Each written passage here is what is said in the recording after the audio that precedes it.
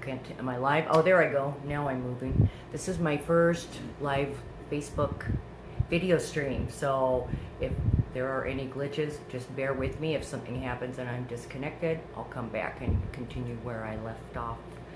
I saw a lot of you plan on checking this out. Thank you very much. I appreciate it. I'm really excited to be here.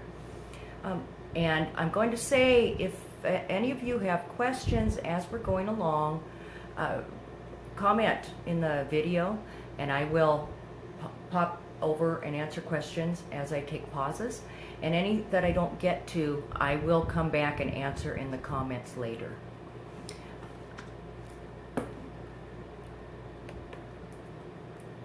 Sorry, I probably should have done that before I started. So I do have my notes here. If you see me waving things around, I have notes. And I also have my tablet here. I'm not checking the lineup of the Giants game later. I am actually going to be keeping an eye on the conversation so I can answer your questions. So the purpose of this event on Facebook is to answer your questions about mediumship and explain to you what it is. And I decided to do this because I get a lot of messages, I get a lot of emails, I get a lot of questions on my Facebook feed about mediumship and the spirit world. And I do my best to answer those questions. But it occurred to me that people might really want to know kind of a bigger picture. When I do see clients or I do an event, I have a little mini version of this talk that I do before we start so that everybody's kind of on the same page. Because what I've learned is that people don't understand the difference between being psychic and being a medium.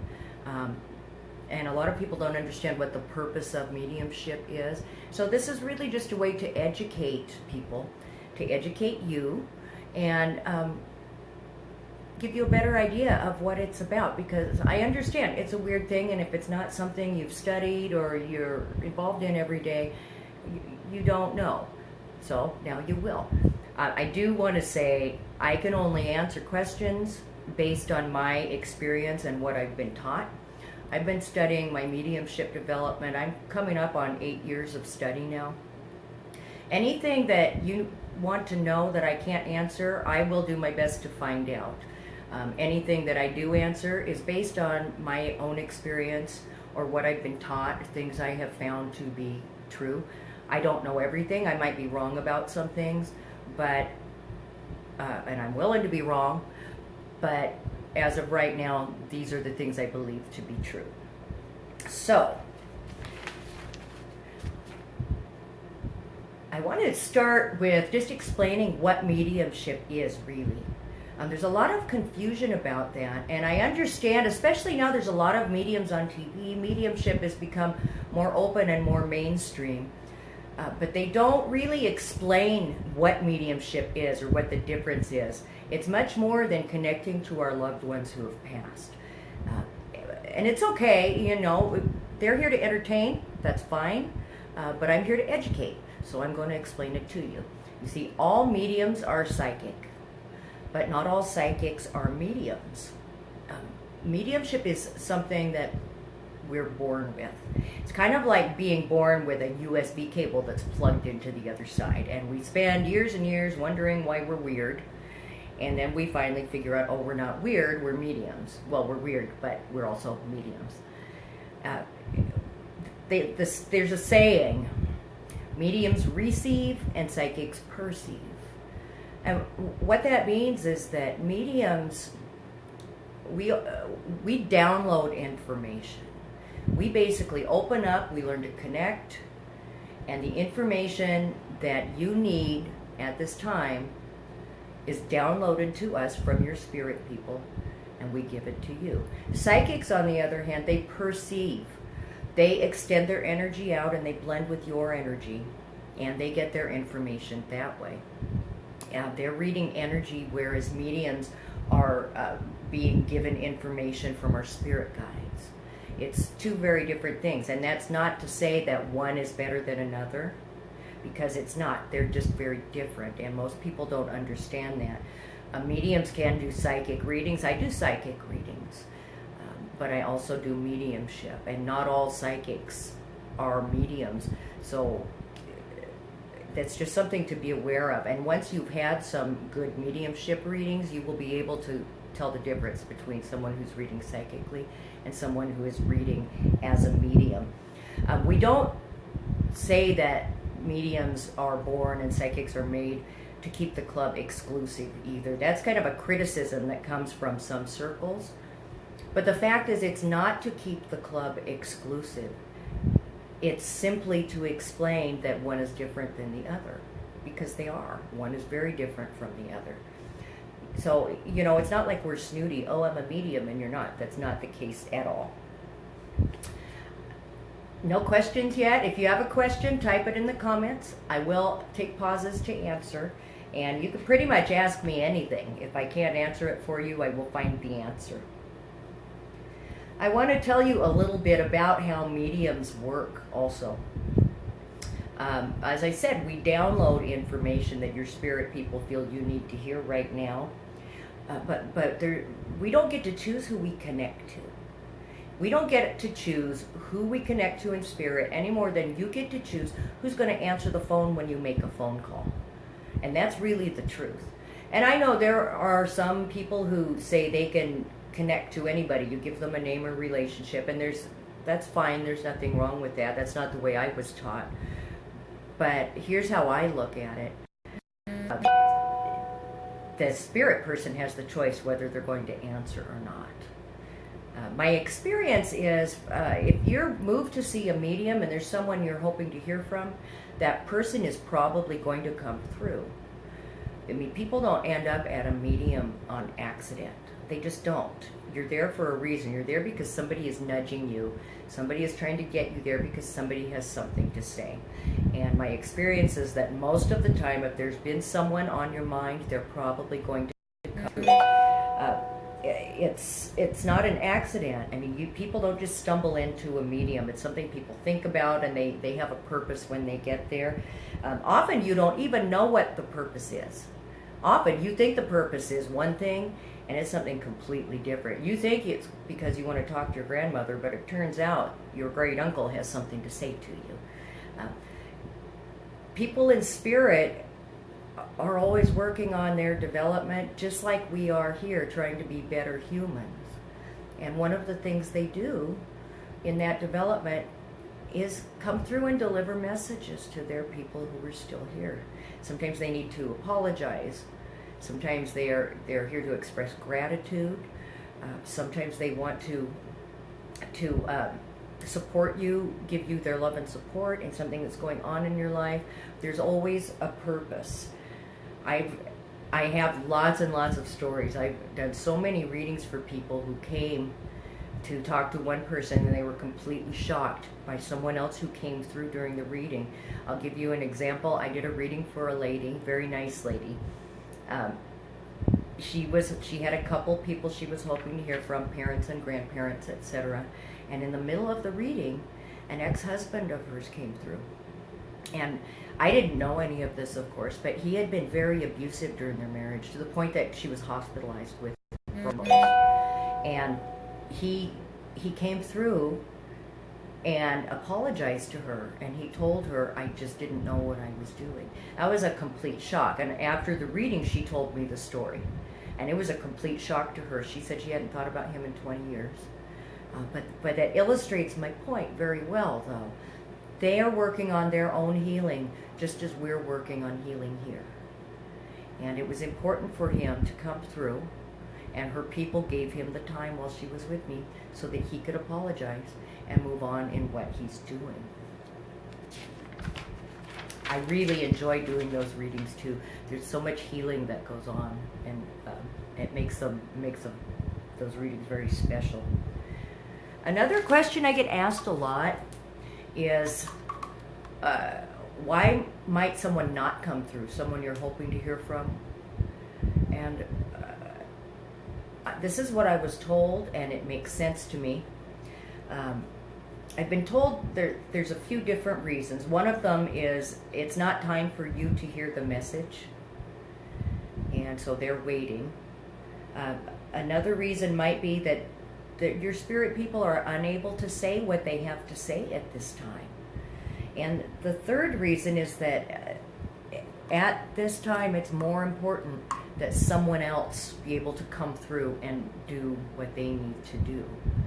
So that's not to say that like your spirit people are not with you. That's not to say that your spirit people are not paying attention, but they have their own priority system over there. I don't really understand what it is, but I do know that it has to do with healing, and I do know that it has to do with the development, their development as well as our development, and I trust that they know what they're doing. One thing I've learned is spirit doesn't waste our time. They don't give us frivolous information, and they don't sit us down just to talk about baking cookies. Everything has a purpose when they come through. So if you were hoping to hear from one person and someone else came through, it's because that person needed the time more than the person you were hoping to hear from. And perhaps at another time, the person you were hoping to hear from will come through. I see that we have a question. I'm going to check on that real quick. We have, come on, computer. Okay, this is not making good Facebook. Here we go. Okay, Lynette wants to know if I ever get spirits who connect with me trying to find the relatives to deliver messages, even though I haven't met the relative yet. Yes and no. I have had other people's relatives in spirit come to me to chat and ask me to go give them a message. It doesn't happen so often anymore, but a year or more ago, when I was still learning how to handle this better, yeah, it used to happen a lot, and my response was always, you have to make your people come to me. I know there are some people who are compelled to deliver the messages, but that hasn't happened to me, where, for instance, I'm standing in the grocery store and all of a sudden I feel nudged to deliver a message to the lady in front of me. That hasn't happened to me. One thing that does happen very often, if someone has booked a reading with me, is that their spirit people will show up early, or they'll show up the day before, and they'll just hang around the house and let me know, I'm just waiting for my turn. I'm just holding the place. Sometimes I had one lady say, I'm just saving my spot. So that does happen, but in those cases, the people are patient. They're just here to bide their time until their people get here. I hope that answers your question, Lynette. Okay, so I want to move on and talk about the purpose of mediumship. That's something that that there seems to be a lot of confusion about also. Mediumship exists for a reason. Mediumship exists for a reason. There's a few different reasons. One is to provide evidence of survival. People need to know that there is more to life than this.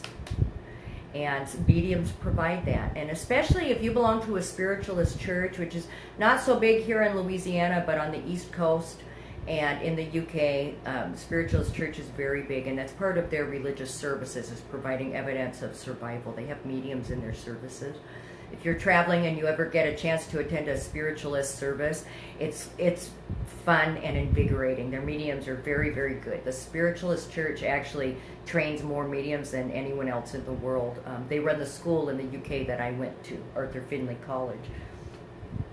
Another reason that mediumship exists is to bring love between the two worlds. I mean, you have love for your people in spirit, and they have love for you, even though you don't see them. And mediums are here to be the conduit.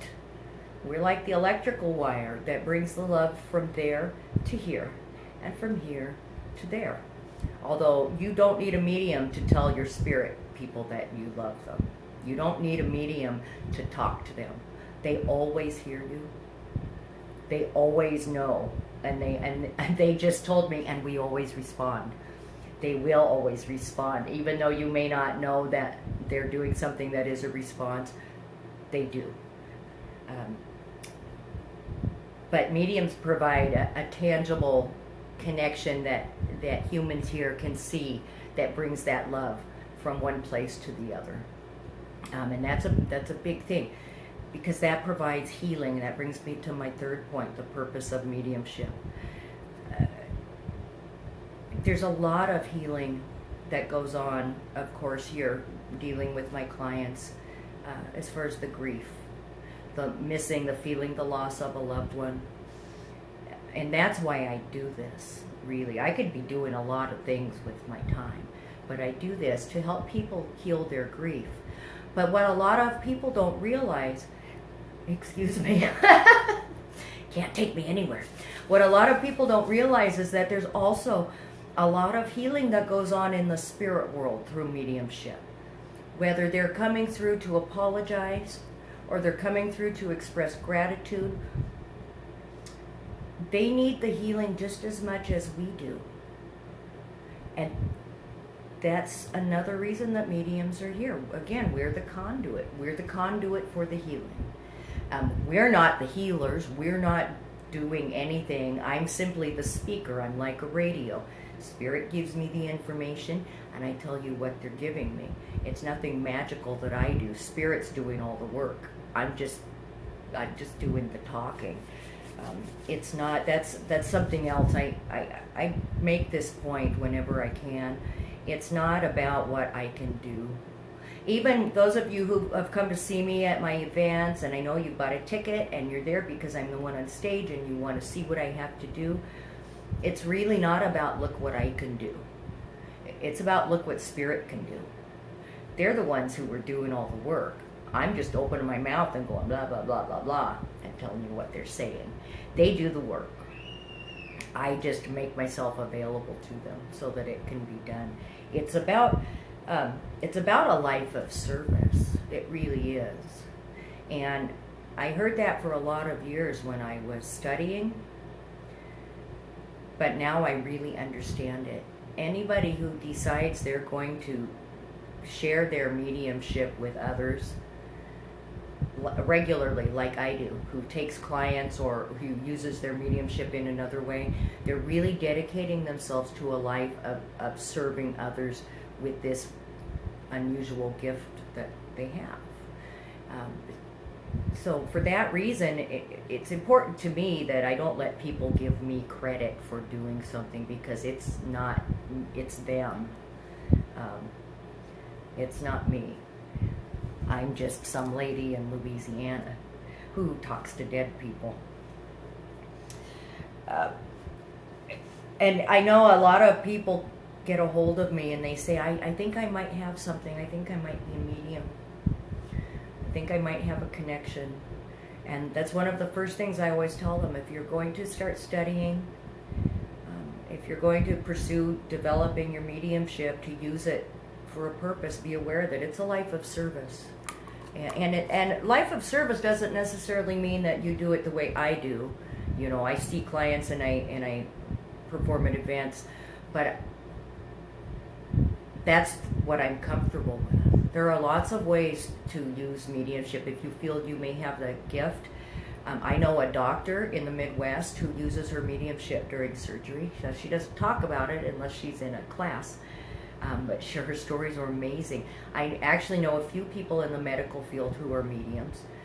They use mediumship in their work. I know people who use their mediumship to work with animals. I recently met a lady in Wisconsin last week who's going to begin using her mediumship to work with autistic children. So there are lots of ways mediumship can be put into service.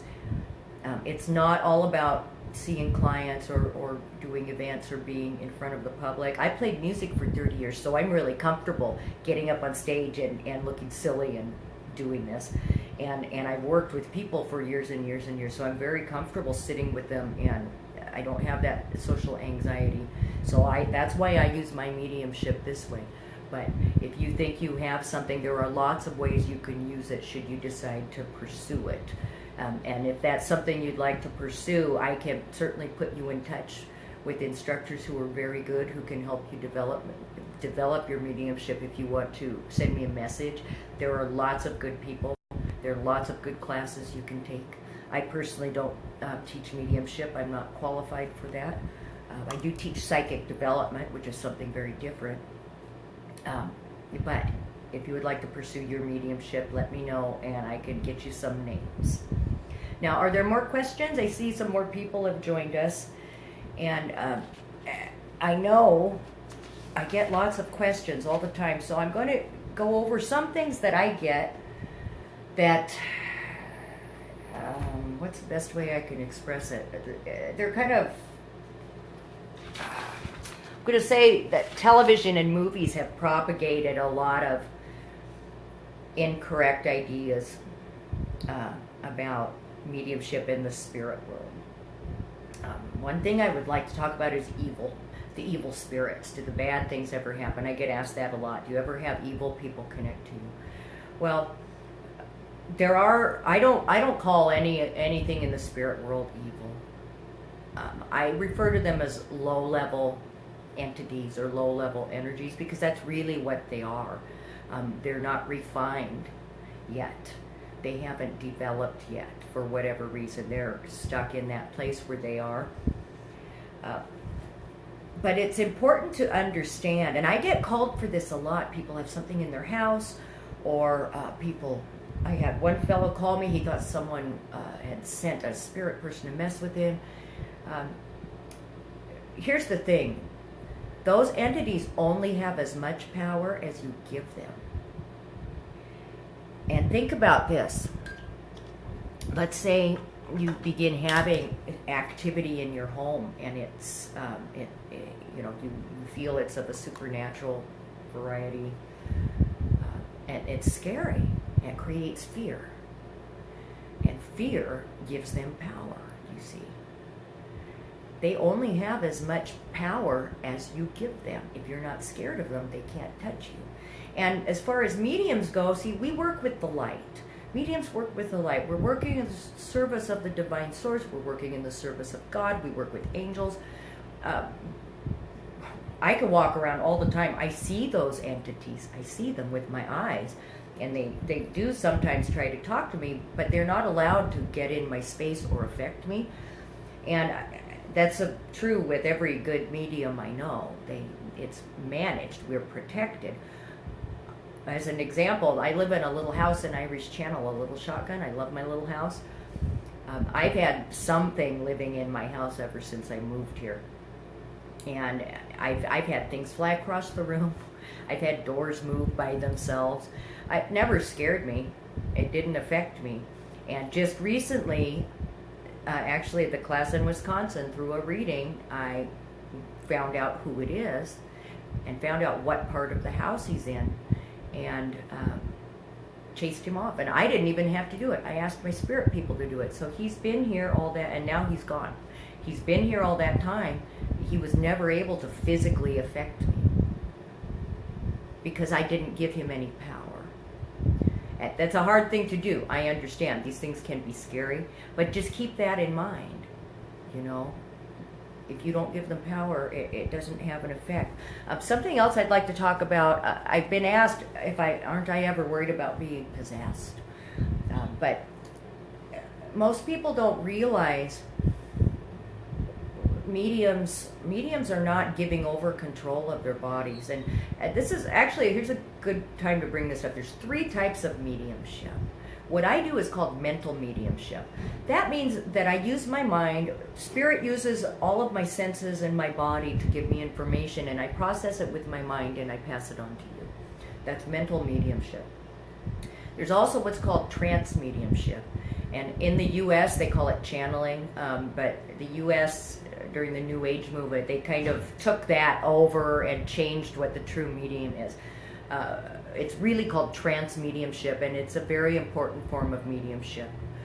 And then the third kind of mediumship is called physical mediumship, and that involves things like table tipping, like my friend Anne Marie does, or people who work with objects, where they provide a conduit for spirit to use objects to deliver their messages. So the reason I wanted to explain that is because in none of those forms of mediumship is spirit taking over and manipulating our body. Even in the case of trance mediumship or channeling as we know it, they're not taking over.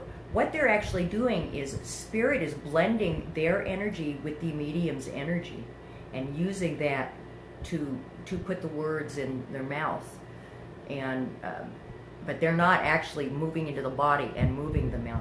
So to get back to what I was talking about, whether I ever worry about being taken over by evil spirits, no, I don't, because they don't actually take over our body, first of all, and second of all, as I said a few minutes ago, mediums are protected. We work with the light. We have protection. We have angels. We're working for the divine source. We have guardians. I personally have a father in spirit who protects me, and now he's very glad that I mentioned him. He helps me with that stuff. He keeps things away from me. I've been in very haunted places.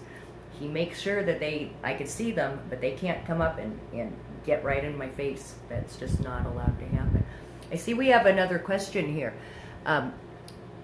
Billy wants to know, what are my feelings on religion? Ooh, that's a really good question, Billy. Thank you for asking. I'm not anti-religion. I will tell you about me. I was an atheist for 10 years. This was well over 30 years ago. I was an atheist for 10 years, trying to deal with this stuff. And then I became agnostic until about 10 years ago. When I started working on developing this stuff, I realized that there is a divine source, and every religion gives it a different name. Most of us know that divine source is God. And some people connect with organized religion, and there's nothing wrong with that. Some people don't. I certainly don't discourage people from practicing their religion. It's an important part of life. I have my own personal beliefs that I practice in my own way.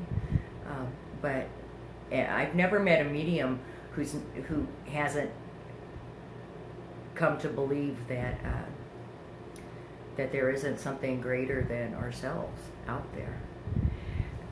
There's another. Oh, I see Lionel checking in, and I see Mimi checking in. Hi guys. If you have a question, post it in the comments. I'll be happy to answer. I was just talking about some of the questions I get asked.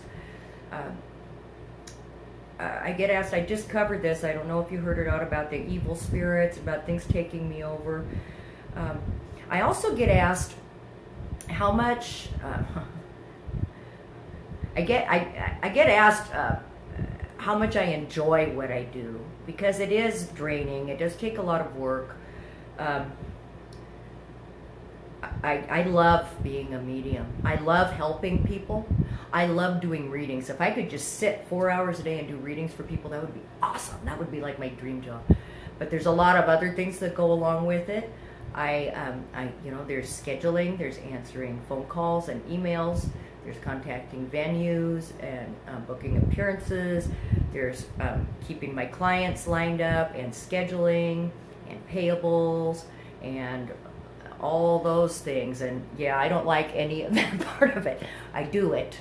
I do it because it has to be done, but I do all of those things that I don't really enjoy so that I can sit and do the readings, because nothing feels better to me at the end of the day than knowing that somebody is leaving here with it healed from some grief, that I put someone on a better path that's going to make them feel better about their life and what's going on around them.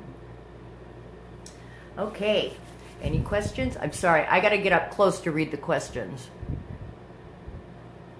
Nope, people checking in.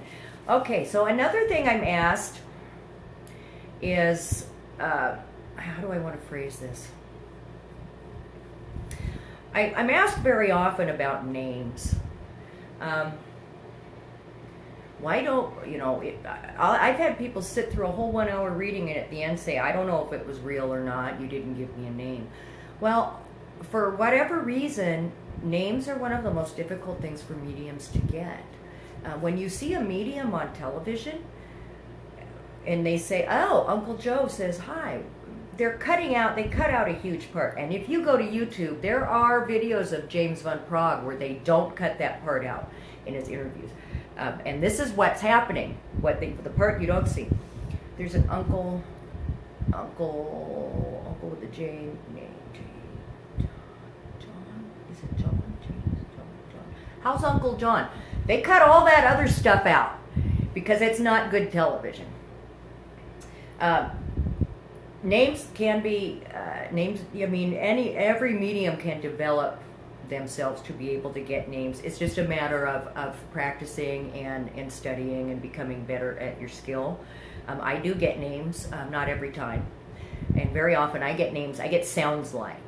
For instance, one time I got Brian and the name was Byron. I've got Jim and the name was Tim. I got Beth and the name was Edith. So it's not that mediums are not real because they're not giving you a name. It's that names are extremely difficult. Most mediums work with feelings. It's called clairsentience, as well as other senses, but this is a big one. So if you have a feeling, how do you turn that into Cassandra? It's just very difficult. Okay, let's see. We have a question from Teresa. Oh, Teresa, I just answered some questions about the low-level energies. I'll go over that real quick. Again, the answer is no. We work with the light, and really low-level entities only have power if you give them power. And fear, that includes fear. If you don't give them any power, then there's really nothing they can do to you. And mediums, we have a protection around us all the time because we work with the light, and so they just can't get to us. Okay, Billy wants to know, can we be haunted or caused harm or be influenced by evil spirits without knowing it? Billy, are you talking about mediums, or are you talking about yourself? If you could clarify that for me, I will answer it. And Teresa wants to know, how can she become a medium? She's an empath. Okay, Teresa. I went over this in the beginning a little bit. Basically, mediums and psychics are two different things. All mediums are psychic, but not all psychics are mediums. Mediumship is a weird thing that we're born with. It's like being born with a USB cord that's plugged into the other side. That's not to say that we're all born Teresa Caputo, because we're not. There's different levels of natural ability when we get here, and then we work to develop it. So if you feel that you are a medium, that you have that in you and it needs to be developed, what you do is you find qualified instructors, and which are mediums who have been doing it a lot longer than you have, and you work with them. And if you want to send me a message, I can give you some names of people you can contact. I don't personally teach mediumship. I'm not qualified to do that, but I can put you in touch with people who can. Joanne would like to know, if I get a name wrong. Oh, yeah, that's a good point. Joanne says if you get a name wrong, it's easy to derail the reading. That's a very good point. That's a very good point, Joanne. And I often handle that. If I'm not sure of a name, well, first of all, I tell them in the beginning, be aware of sounds like. But very often, if I'm not clear, if I'm getting Jim, John, James, I can't tell what it is, I'll just say a male name with a J or something like that. And sometimes, though, it's very clear, Peter, you know. Oh, Billy wants to know a person in general, not a medium. Well, yeah, as I was saying, Billy, like those negative energies, they can cause harm only if they have power. You know, they only have as much power as you give them. It's a good idea in general, you know, if you feel there's things around you, or if you buy a lot of used furniture, used clothing, or you spend a lot of time in antique stores, it's a good idea to sage your house regularly and things like that to keep them away. You can also buy Florida water if you have a Botanica or a spiritual shop. You can buy Florida water and put it in a spray bottle and use that around the house. That helps keep things clear. But in general, it's not very common that a low-level entity is going to come and attack you or hurt you. Mostly they hang around and just like to wreak havoc and mess around with stuff. And they're pretty easy to clear out if you have the right tools. And if you're not sure, ask someone who knows. Ask someone who knows. I get emails about that too. Okay, Lance would like to know, what is it like to connect with spirits? Are they in a different dimension? Do you see and hear them as you do a living person? Ooh, that's a lot of questions, Lance. By the way, hi, Lance. Lance and I are old friends. Okay, so he would like to know what it's like to connect with spirits. I'm going to address that first. And then, are they in a different dimension, and do you see and hear them as you do a living person? Well, what it's like for me, Lance, it's kind of like, for me, I kind of feel like I physically feel everything go back, and then stuff happens up here. I mean, I don't know how to explain it. I don't know how to explain it any better than that, except when I turn my switch on, this goes off, my mind goes off, and everything else goes on. I don't get hyper or sad. I do find it, if I'm doing a whole bunch of readings in a day, it's draining, though, I will say that. As far as the different dimension, okay, there's a lot of theories about that, but there is one that's going around that makes a lot of sense to me, because all of this is based on energy. It's based on frequencies. That's how it works. Basically, if you think of a dog with a dog whistle, right? Dogs can hear it, humans can't. Well, mediumship is sort of the same way, in the sense that we raise our vibration to a frequency, and spirit lowers theirs, and we sort of meet in the middle. And there's a theory going around that makes a lot of sense to me, that says there is a dimension where this spirit life exists that is at a frequency that most people can't see, just like we can't hear the dog whistle. Of course, do I know for sure? No, but that's it's not a theory. It's a hypothetical. What do they call that? I'm losing my words now. But in any event, that makes sense to me, and that's kind of where I operate from.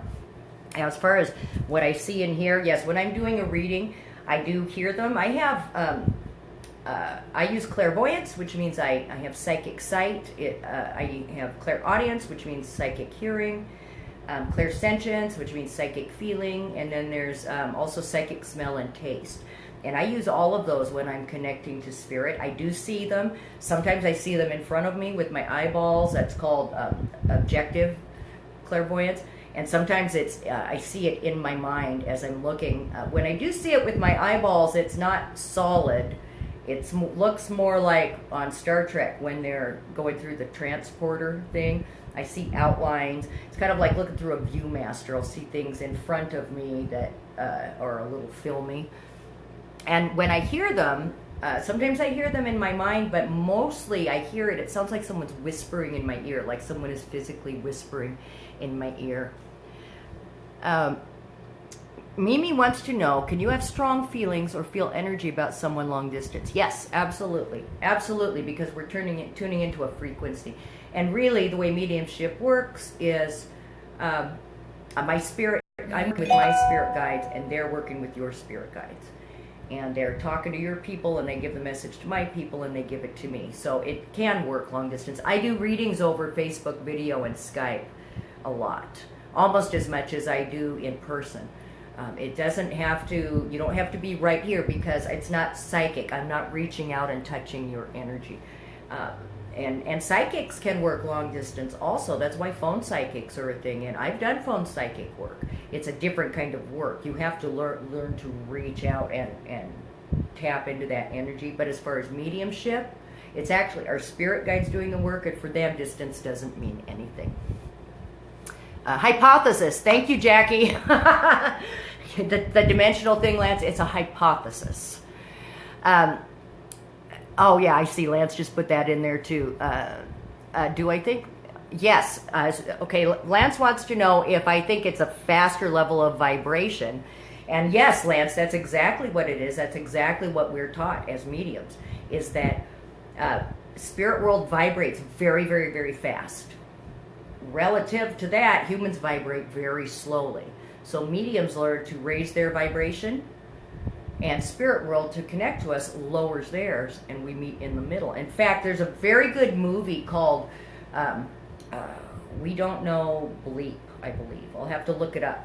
It's on YouTube. I'll look it up and post it. But they go into this whole theory about the frequency of the vibrations going up, and they also talk a bit about the dimension thing. They do a very, very good animated explanation of the dimensional connections.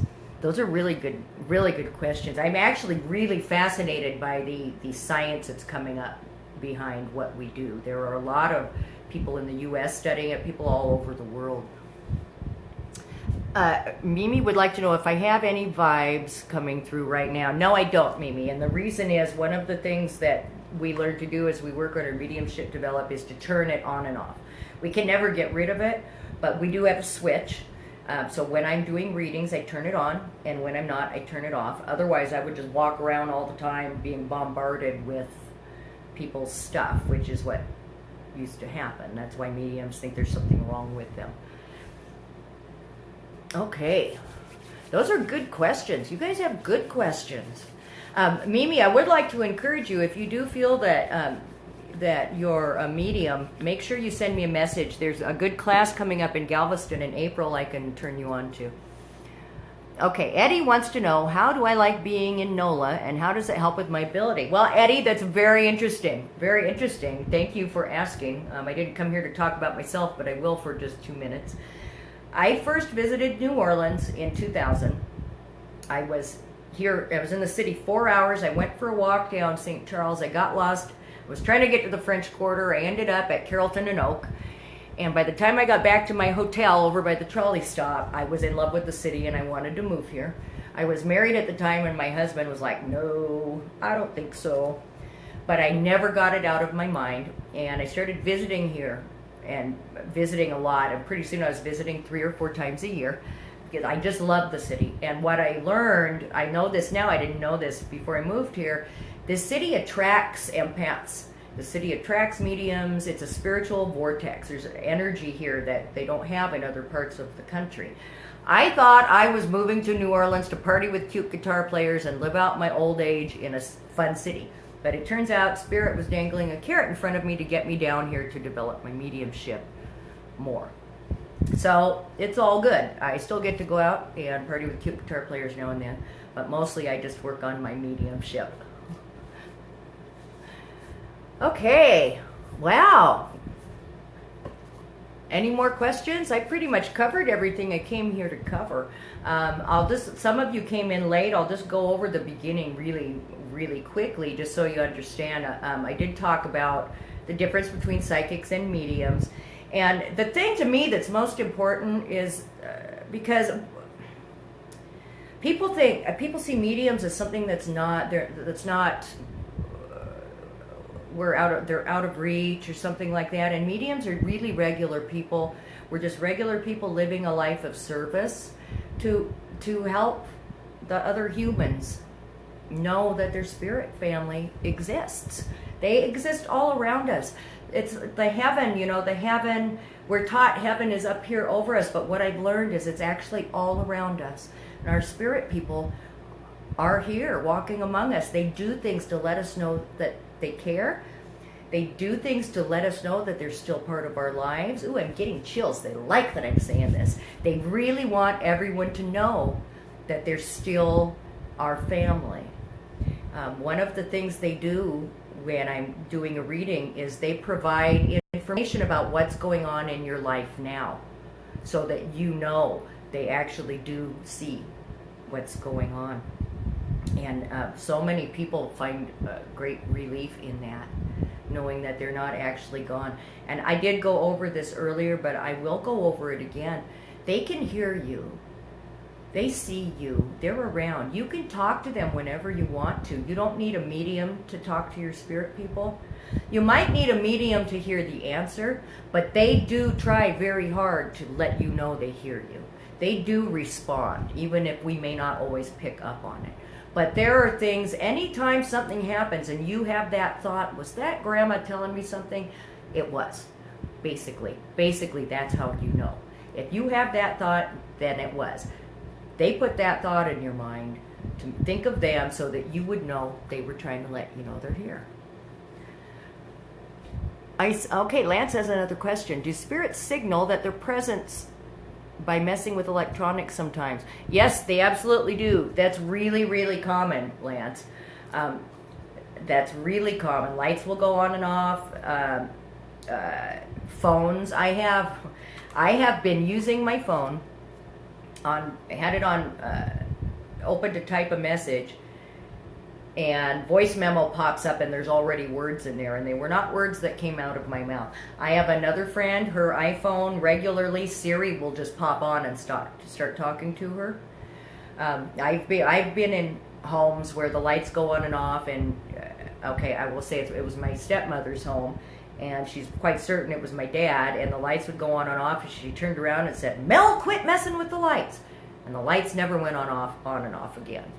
So yeah, they do. Anything they can do, you know, it's very difficult. It's just as difficult for them to manipulate things here in our world as it is for us to manipulate things over in the spirit world, to connect with them and whatnot. So anything they can do, and I guarantee you, if someone's trying to get you a message and they're trying different stuff, and all of a sudden they go, "Whoa, I can work the light. Oh, check it out. I'm doing it. You guys come here. Check it out. I'm doing it." I guarantee you that's what's going on. And they're doing it because they're just excited, as you are, to be able to let you know they're here. Now, you may not know that's them, but if you get that thought in your head, that's a pretty clear sign that it is.